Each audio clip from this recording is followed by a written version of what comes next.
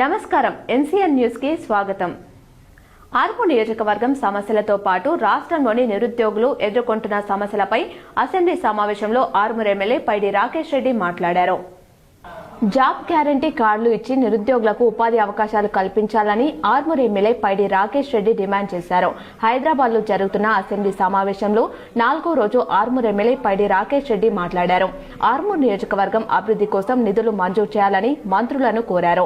ఆర్మూర్ లో బస్టాండ్ అభివృద్ధి కోసం 5 కోట్లు మంజూరు ఇవ్వాలని ప్రభుత్వాన్ని ఎమ్మెల్యే రాకేష్ రెడ్డి కోరారు. ఎమ్మెల్యే రాకేష్ రెడ్డి అడిగిన ప్రశ్నలకు మంత్రి శ్రీధర్ బాబు స్పందించారు. తప్పనిసరిగా సమస్యలు పరిష్కరించేందుకు కృషి చేస్తామని మంత్రి శ్రీధర్ బాబు జవాబిచ్చారు. చెప్పేది ఏంటంటే ఏదైతే వయసు పెంచకుండా ఇప్పుడున్న వయసు నుంచి పిల్లలకు ఏదైతే మీ జాబ్ క్యాలెండర్ ఇస్తామో జాబ్ క్యాలెండర్ ఇవ్వండి. జాబ్ క్యాలెండర్ ఇచ్చేసి పిల్లలకు ఉద్యోగాలు ఇవ్వండి. రెండోది ఏదైతే చెప్పినా సార్ నోటు చేసుకున్న వాళ్ళు ఎవరైతే నోటు చేసుకున్నారో నేను మళ్ళీ అందరికి లెటర్లు ఇస్తా అధ్యక్ష. ఇప్పుడు పొన్నం ప్రభాకర్ గారికి ఒక సుమారు 50 సార్లు అడిగిన అధ్యక్ష. ఈ వేదిక మీద చెప్పానండి 50 సార్లు అడిగిన. నేను శాసనసభ్యుని అధ్యక్ష. నేను ఒక్క నిమిషం సార్ అధ్యక్ష, ఇలా చెప్తే అర్థమైతే లేదు. శాసనసభ్యుడిగా ఎన్నిసార్లు అమెరికాలో కూడా అడిగినా, అమెరికాలో కూడా కలిసినాం న్యూజెర్సీలో. అని ఇంక మరి శాసనసభ్యులకి ఈ రకమైన పరిస్థితి ఉంటే ఇక ప్రజల గురించి మేమంటున్నాం. మరి ప్రత్యక్షం ఎట్లన్నా పాపం అధికార పార్టీలకు మోగబోయారు, వాళ్ళు అడగలేరు. మేమని అడగాలి కదా ప్రజల సమస్యలు. Trans Pacific India Abroad Education Consultancy calendar ను మాజీ మంత్రి పాల్కొండ ఎమ్మెల్యే ప్రశాంత్ రెడ్డి ఆవిష్కరించారు. Trans Pacific India Abroad Education Consultancy calendar ను మాజీ మంత్రి పాల్కొండ శాసనసభ్యులు వేముల ప్రశాంత్ రెడ్డి చేతుల మీదుగా ఆవిష్కరించారు.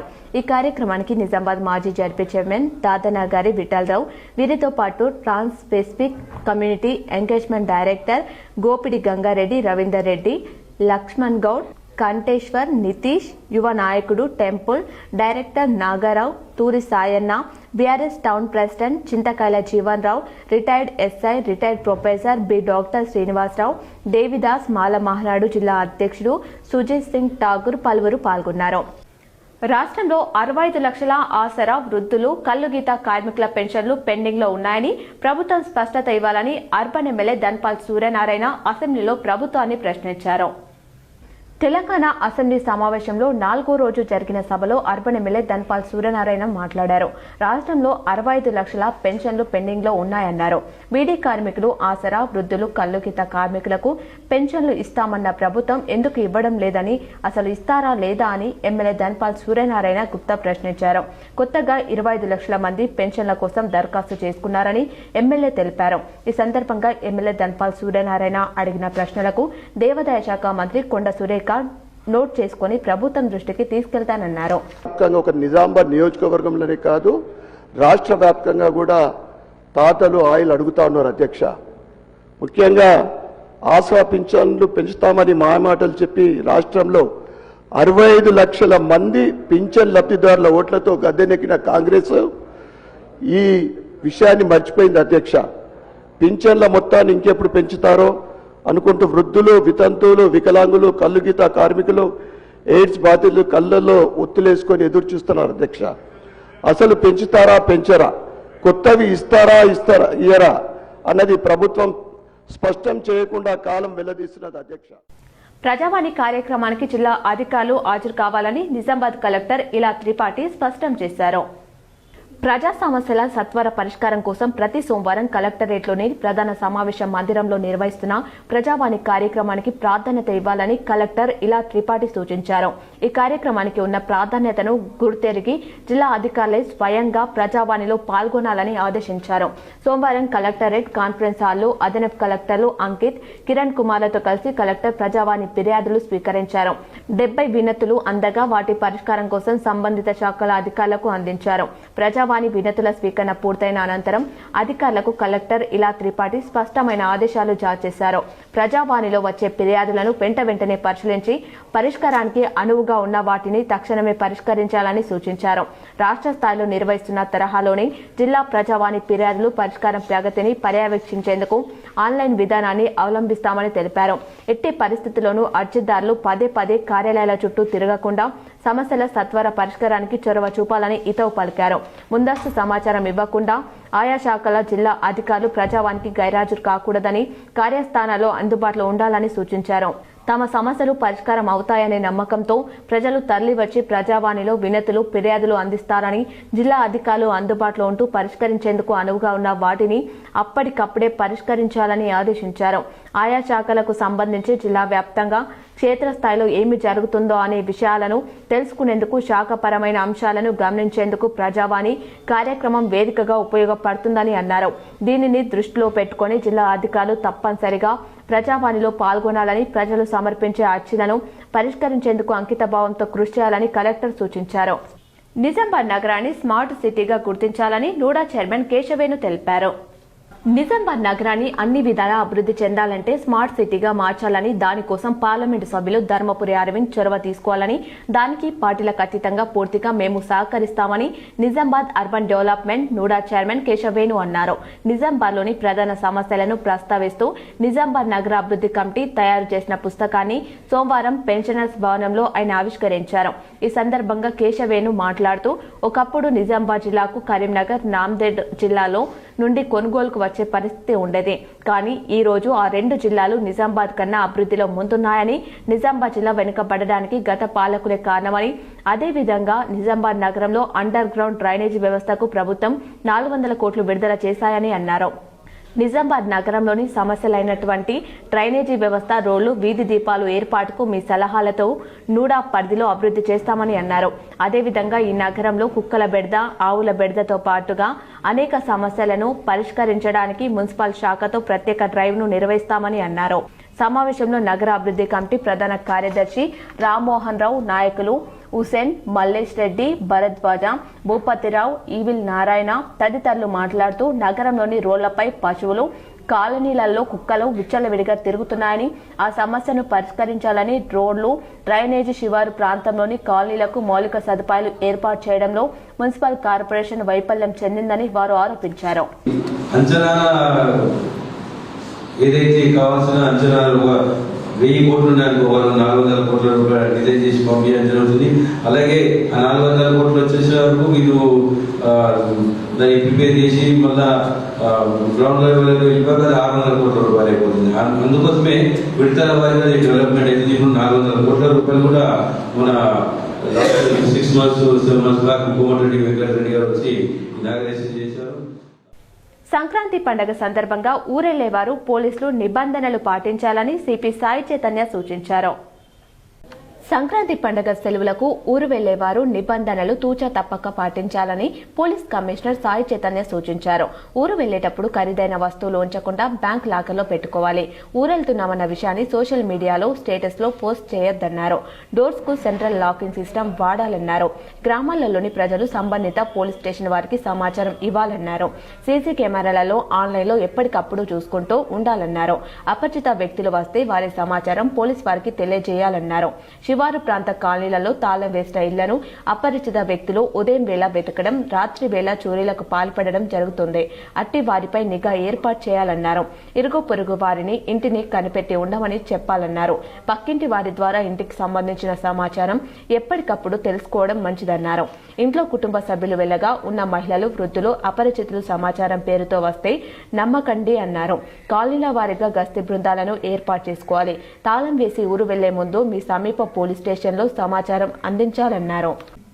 ప్రతి ఒక్కరూ వాహనాలు నడిపే సమయంలో రోడ్డు భద్రతా నియమాలు పాటించాలని Armoor MVI Rahul, traffic SI Raghupathi సూచించారు.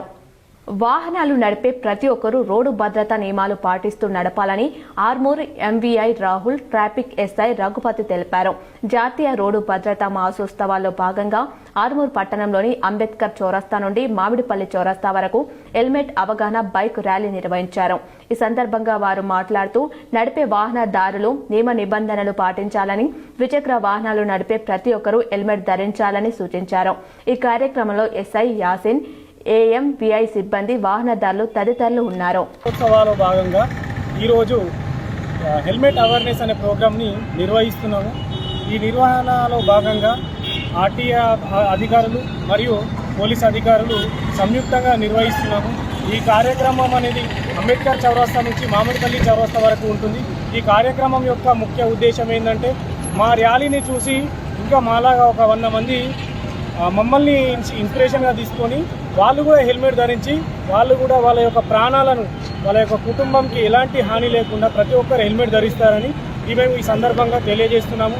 ఈ జాతీయ నేషనల్ లెవెల్లో కానీ స్టేట్ లెవెల్లో కానీ ఆర్మూర్ పట్టణంలో జిల్లా బాల్ బ్యాడ్మింటన్ సంఘ సర్వసభ్య సమావేశం జరిగింది.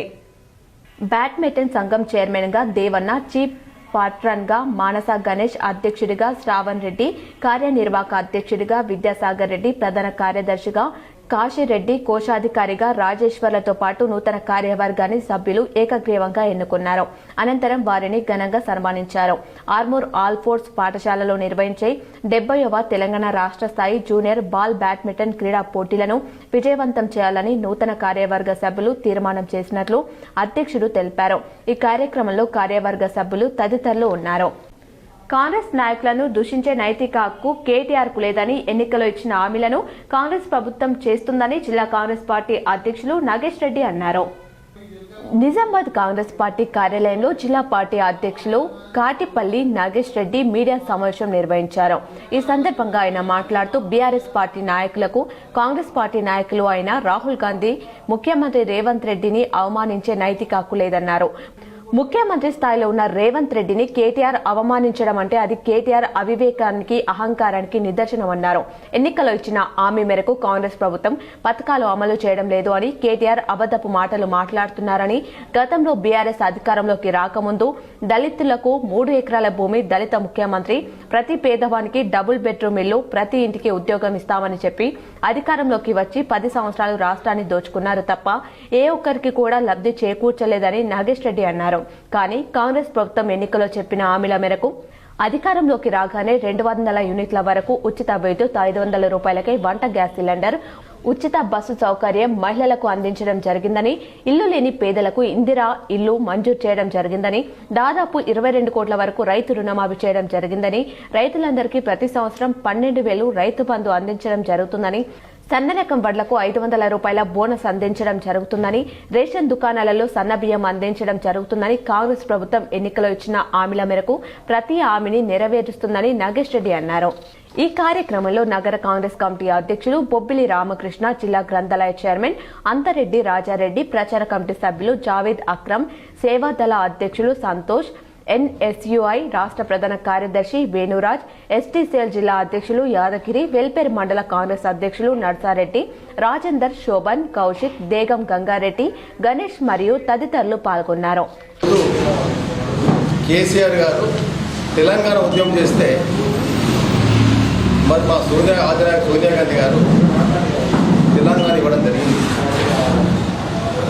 మరి ఆనాడు మీరు కుటుంబ సభ్యులంతా పోయి ఢిల్లీలో అమ్మ మాకు తెలంగాణ ఇస్తే చాలు, మాకు తెలంగాణ పార్టీనే కాంగ్రెస్ పార్టీ మర్జీ చేస్తాం, మాకు పార్టీతో సంబంధం లేదు అని చెప్పి మరి అటువంటి వ్యక్తులు ఇవాళ అటువంటి మరి త్యాగాల మూర్తి సోనియా గాంధీ కుటుంబం అంటే వారు భర్తను పోగొట్టుకున్నారు, వారు అత్తమామను పోగొట్టుకున్నారు. మా కాంగ్రెస్ పార్టీ కోసము, దేశం కోసం త్యాగం చేసిన పార్టీ సోనియా గాంధీ ఫ్యామిలీ. అటువంటి ఫ్యామిలీ తెలంగాణలో ఎంతోమంది విద్యార్థులు బలదానం చేస్తే దాన్ని గ్రహించి తెలంగాణ ఇచ్చిన సోనియమ్మ.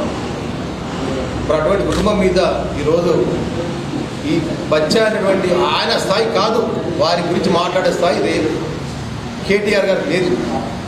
అయినా అటువంటి వారి మీద ఉరి తీయాలా? వేల్పూర్ మండల కేంద్రంలో ప్రపంచ యువజన వారోత్సవాల పోస్టర్ను శ్రీ రాజరాజేశ్వర స్వామి ఆలయ ధర్మకర్త అవధూత రామకృష్ణానంద ఆధ్వర్యంలో వేల్పూర్ ఎస్ఐ బి సంజీవ్ యువజన వారోత్సవాల ఫ్లెక్సీలో ఆవిష్కరించారు. వేల్పూర్ రెవెన్యూ శివార్లోని శివాలయంలో తలపెట్టిన ప్రపంచ యువజన వారోత్సవాల పోస్టర్ను సోమవారం వేల్పూర్ ఎస్ఐబి సంజీవ్ ఆవిష్కరించారు. ఉదయం నుండి రాజరాజేశ్వర స్వామి ఆలయంలో ప్రత్యేక పూజ కార్యక్రమాలు నిర్వహించారు. అనంతరం అన్నప్రసాద వితరణ చేశారు. తదనంతరం అవధూత రామకృష్ణానంద స్వామి ధర్మ ప్రచారకుడు కంకనాల రాజేశ్వర్ మాట్లాడుతూ స్వామి వివేకానంద జయంతిని వేల్పూర్ శివాలయంలో ఘనంగా నిర్వహించనున్నట్లు తెలిపారు. దేశభక్తిని పెంపొందిస్తూ యువ శక్తితో ముందుకు తీసుకుపోవాల్సిన ఆవశ్యకతను తెలిపారు. ఈ రోజు తేదీ 5 నుండి తేదీ 12 వరకు ఈ రోజు ప్రత్యేక యువజన కార్యక్రమాలు నిర్వహించడం జరుగుతుందని తెలిపారు. ఈ సత్కార్యంలో శివాలయం వ్యవస్థాపక కమిటీ చైర్మన్ పన్నాల రాజేశ్వర్ రెడ్డి, సలహాదారుడు బొంపల్లి గంగాధర్ గుప్తా, రామ్మోహన్, పాకల దశగౌడ్, వడ్నాల రమేష్, పత్తి రాజ్ కుమార్, గంగారెడ్డి తదితరులు పాల్గొన్నారు. దేవాలయంలో ఈ రోజు నుండి జనవరి 12 వరకు ప్రపంచ యువజన వారోత్సవాల్ని పురస్కరించుకొని శ్రీ రాజరాజేశ్వర స్వామి దేవాలయంలో ప్రతిరోజు ఒక కార్యక్రమాన్ని నిర్వహించడానికి రాజరాజేశ్వర స్వామి దేవాలయ అభివృద్ధి కమిటీ చైర్మన్ మాన్యశ్రీ పన్నాల రాజేశ్వర్ రెడ్డి గారు సత్సంకల్పంతో ఈ కార్యక్రమానికి పూనుకున్నారు. ఈ యొక్క కార్యక్రమంలో భాగంగా స్థానిక రామకృష్ణ పీఠ నందిపేటలో బస్సు డిపో ఏర్పాటు చేయాలని అసెంబ్లీలో ఆర్మూర్ ఎమ్మెల్యే పైడి రాకేష్ రెడ్డి లేవనెత్తారు. రేపు ఈ అంశంపై నందిపేట బంద్కు స్థానికులు పిలుపునిచ్చారు. తెలంగాణ అసెంబ్లీ సమావేశంలో 4వ రోజు ఆర్మూర్ ఎమ్మెల్యే పైడి రాకేష్ రెడ్డి మాట్లాడారు. నందిపేటలో దశాబ్ద కాలంగా స్థానిక ప్రజలు ఎదురుచూస్తున్న బస్సు డిపో కలగానే మారిందని ఎమ్మెల్యే అన్నారు. 1998లో నందిపేట మండల వాసులు ఇంటింటికి ₹5 వసూలు చేసి స్థలం సేకరించినప్పటికీ ఇప్పటి వరకు బస్ డిపో రాలేదని ఆవేదన వ్యక్తం చేశారు. ఇట్టి విషయంలో నందిపేట రేపు బంద్కు పిలుపునిచ్చారని ఎమ్మెల్యే పైడి రాకేష్ రెడ్డి తెలిపారు. నందిపేట అనే మండలం ఉంది అధ్యక్ష. అక్కడ 1998లో ఇంటికి ₹5 వసూలు చేసుకొని బస్సు డిపోకు 5.5 ఎకరా స్థలం కొనిచ్చాం అక్క అధ్యక్ష. ఇంటికి ₹5 వేసుకొని 1998 ఆ రోజు గౌరవనీయ మాజీ ముఖ్యమంత్రి అప్పటి రవాణా శాఖ మంత్రి శిలపలకం అక్కడనే ఉన్నది అధ్యక్ష, నందిపేటలో ఉన్నది. కల్వకుంట్ల చంద్రశేఖరరావు రవాణా శాఖ మంత్రులు. అప్పుడు అంటే ప్రత్యేకంగా ఎందుకు ఇవ్వాల్సి వస్తుంది అధ్యక్ష, ఉత్తర తెలంగాణ ఎప్పుడు ఈ రకంగానే వెనుకబాటుతనం గురవుతుంది అధ్యక్ష. ఇంటికి ₹5 వేసుకున్నాం అధ్యక్ష, బస్సులు వస్తాయి, బస్సు డిపో వస్తుందని. అది ఈ రోజు చివరికి మా పరిస్థితి ఎంత అంటే 2 సంవత్సరాల నుంచి రవాణా శాఖ మంత్రికి ఎన్ని లెటర్లు ఇచ్చాను. ఒక్క నిమిషం అధ్యక్ష. చివరికి ప్రజలు రస్తారోకలు చేసి హైకోర్టుకి వెళ్ళారు అధ్యక్ష. మా పైసలు మాకు ఇప్పియండి, మా భూమి మాకు ఇప్పియండి. మళ్ళీ మీరు ఆర్టీసీ తాకట్లు పెట్టుకొని డబ్బులు తెచ్చుకొని ఉస్నాబాదు, మంతెన, ములుగు మీరెందుకు కట్టుకుంటారు అధ్యక్ష మా పైసలతో. ఇట్టి విషయంలో శాసనసభ వ్యవహారాల శాఖ మంత్రి శ్రీధర్ బాబు స్పందిస్తూ ఎమ్మెల్యే పైడి రాకేష్ రెడ్డికి వివరణ ఇచ్చారు. సోమవారం సందర్భంగా ఆర్మూర్ నవనా సిద్దులగుట్ట శివాలయానికి భక్తులు పోటెత్తారు. నందీశ్వర మహారాజ్ ఆధ్వర్యంలో స్వామివారి పల్లకి సేవ రామాలయం నుండి కోనేరు వరకు కన్నుల పండగగా కొనసాగింది. అనంతరం దాతల సహకారంతో ఆలయ కమిటీ ఆధ్వర్యంలో ఏర్పాటు చేసిన అన్నదాన కార్యక్రమంలో భక్తులు పాల్గొని అన్నప్రసాదాలు స్వీకరించారు. ఆలయ కమిటీ సభ్యులు, ఆలయ అర్చకులు మాట్లాడుతూ ప్రతి సోమవారం సిద్దులగుట్టపైకి వచ్చి భక్తుల సౌకర్యార్థం అన్ని ఏర్పాట్లు చేయడం జరుగుతుందని, అన్నదాన కార్యక్రమానికి సహకరించి దాతలు ఆలయ కమిటీని సంప్రదించాలని తెలిపారు.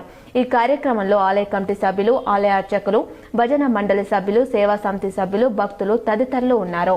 నవనా సిద్ధేశ్వర దేవాలయ ప్రభుత్వంలో స్వాగతం పలుకుతా ఉన్నాం. ప్రతి సోమవారం ప్రఖ్యాత పుణ్యక్షేత్రమైనటువంటి నవనా సిద్ధేశ్వర దేవాలయంలో ఉదయం నుండి అభిషేకాలు మొదలుకొని మధ్యాహ్నం నిషేధించడం జరిగింది. కాబట్టి మేము ఇచ్చే స్టీల్ ప్లేట్లలో తిని మరియు శుభ్రంగా కడిగి పెట్టి వెళ్లాల్సిందిగా విజ్ఞప్తి చేస్తున్న, ఎవరైనా ప్లాస్టిక్ ఇస్తారు తెచ్చుకుంటే దయచేసి బయటకు తీయొద్దని కోరుతా ఉన్నాం. అందరూ మీ ఆరోగ్య దృష్ట్యానే ఈ నిర్ణయం తీసుకోవడం జరిగింది. అలాగే ప్రతి ఒక్కరు కూడా క్యూ లైన్లో క్రమ పద్ధతిలో వచ్చి అందరికీ భోజనం అందించడం జరుగుతుంది. సాయంత్రం 4 గంటల వరకు కూడా భోజనం అందించడం జరుగుతుంది. కాబట్టి వచ్చిన భక్తులందరినీ కూడా క్యూ లైన్లో వచ్చి భోజనం స్వీకరించాల్సిన విజ్ఞప్తి చేస్తా ఉన్నాం. అలాగే ఒకరోజు ఇక్కడ అన్నదానం కనుక పెట్టాలి. ఆర్మూర్లో సిపిఎం పార్టీ ఆధ్వర్యంలో వెనిజులా దేశంపై అమెరికా బాంబుల దాడిని నిరసిస్తూ ట్రంప్ దిష్టిబొమ్మను దగ్ధం చేశారు. ఈ సందర్భంగా సిపిఎం ఆర్మూర్ డివిజన్ కార్యదర్శి వెంకటేష్ మాట్లాడుతూ అమెరికా అధ్యక్షుడు ట్రంప్ ప్రపంచ దేశాలపై తన పెత్తనం కోసం చిలక పలుకులు పలుకుతూ మరో దిక్కు ఖనిజ సహజ వనరుల ఉన్న దేశాలపై తన పట్టు పెంచుకోవడానికి నీచమైన పద్ధతులు అవలంబిస్తున్నాడని తెలిపారు.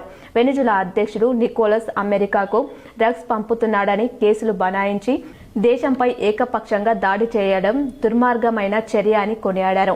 ఇకనైనా ట్రంప్ తన వైఖరి మానుకోవాలని హెచ్చరించారు. ఈ కార్యక్రమంలో సిపిఎం నాయకులు రవి, ఓంకార్, సాయిలు, సాయన్న, కుమార్, రమేష్, రాజు తదితరులు ఉన్నారు.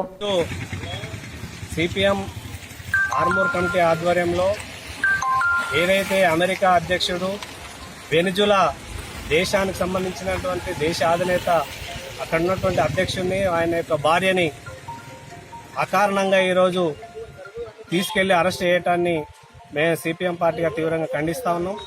అక్కడ ఉన్నటువంటి ప్రజలందరికీ కూడా కరెంటు లేక, తినటానికి తిండి లేక తీవ్రమైనటువంటి ఇబ్బందులు ఈరోజు ఎదుర్కొంటా ఉన్నారు. ముఖ్యంగా ఈరోజు మనం చూసినట్లయితే ప్రపంచవ్యాప్తంగా తన ఆధిపత్యాన్ని కొనసాగించాలని చెప్పేసి ఇవాళ ట్రంప్ మరి ఆర్మూర్లో బోగస్ ఓట్లను తొలగించాలని ఆర్మూర్ పట్టణ బీఆర్ఎస్ అధ్యక్షులు నరేందర్ డిమాండ్ చేశారు. ఓటర్ లిస్టులో బోగస్ ఓట్లను తొలగించి నూతన లిస్టును రూపొందించాలని బీఆర్ఎస్ పార్టీ పట్టణ అధ్యక్షుడు నరేందర్ డిమాండ్ చేశారు.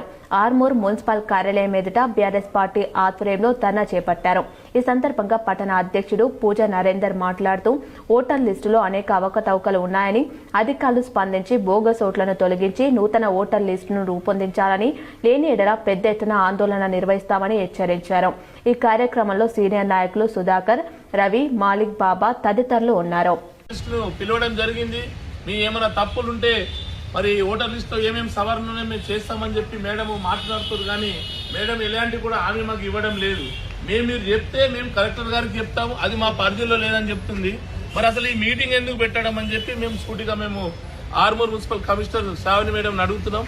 మీరు మరి ఆల్ పార్టీ మీటింగ్ ఆంతర్యం ఏంటి? మరి మీరే దాంట్లో ఓటర్ లిస్ట్ లో మరి ఫోటోలు లేవు, ఫోటోలు ఏంటి ప్రచురించారు. మరి ఎవడు అనేది ఓటర్ ఎట్లా గుర్తింపు చేయాలా? అతను చనిపోయిందా, బతికిండా, ఈ ఇంట్లో ఉన్నాడా, ఆ ఇంట్లో ఉన్నది ఫోటో ద్వారా మాకు తెలుస్తుంది. సో ఇప్పటికైనా ఇమీడియట్లీగా కలెక్టర్ కానీ ఈఆర్ఓ కానీ స్పందించి ఈ మా ఏదైతే అమెరికా వెనుజులా దేశంపై బాంబుల దాడిని ఖండిస్తూ ఆర్మూర్లో సిపిఐ, ఎంఎల్, న్యూ డెమోక్రసీ ఆధ్వర్యంలో నిరసన కార్యక్రమాన్ని చేపట్టారు.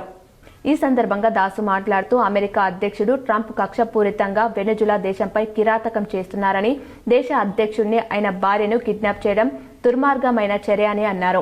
వెంటనే వారిని విడుదల చేసి ట్రంప్ ప్రపంచ దేశాలకు క్షమాపణ చెప్పాలని డిమాండ్ చేశారు. దీనిపై ప్రపంచ దేశాలు సైతం తగిన విధంగా స్పందించాలని కోరారు. సామ్రాజ్యవాద వ్యతిరేక నిజమైన జాతీయత నినాదంతో అమెరికా అధ్యక్షుడు ట్రంప్ దుర్మార్గాలను అందరూ ఖండించాలని పిలుపునిచ్చారు. ఈ కార్యక్రమంలో సబ్ డివిజన్ కార్యదర్శి సూర్య శివాజీ, ప్రజా సంఘాల నాయకులు వెంకటేష్, నరేందర్, కరీం, లతీఫ్ తదితరులు ఉన్నారు. వెనుజులా దేశం అధ్యక్షుడు నికోలస్ మదారోపై, అదేవిధంగా అతని భార్యను ఆ వెనుజులా దేశం మీద అమెరికా సామ్రాజ్యవాద దేశం బాంబుల వర్షం కురిపించి కరాకస్ మీద ఆయనను అతని భార్యను కిడ్నాప్ చేసి అమెరికాకు తీసుకెళ్లడం చాలా దుర్మార్గమైన చర్య అని చెప్పి సిపిఎంఎల్ డెమోక్రసీ భావిస్తూ ఉంది. ఇది ప్రజాస్వామికవాదులందరూ కూడా ఖండించవలసిందే. ఇవాళ ప్రపంచంలో పెద్దన్నగా ఒక గుండాలాగా అమెరికా సామ్రాజ్యవాదం వివరిస్తూ ఉంది. ఇవాళ నికోలస్ మీద పెట్టినటువంటి ఆరోపణ ఏంటంటే డ్రగ్స్ సప్లై చేస్తున్నారని చెప్పి. వాస్తవానికి ఒకవేళ డ్రగ్స్ సప్లై చేస్తే ఆయన మీద చట్ట ప్రకారం, అంతర్జాతీయ న్యాయ సూత్రాల ప్రకారం కేసులు నమోదు చేయాలి. కానీ ఒక దేశం మీద. ఈ వార్తలు ఇంతటితో సమాప్తం. తిరిగి ప్రసారమయ్యే వార్తలు మళ్ళీ కలుద్దాం. అంతవరకు చూస్తూనే ఉండండి మీ NCN న్యూస్ ఛానల్.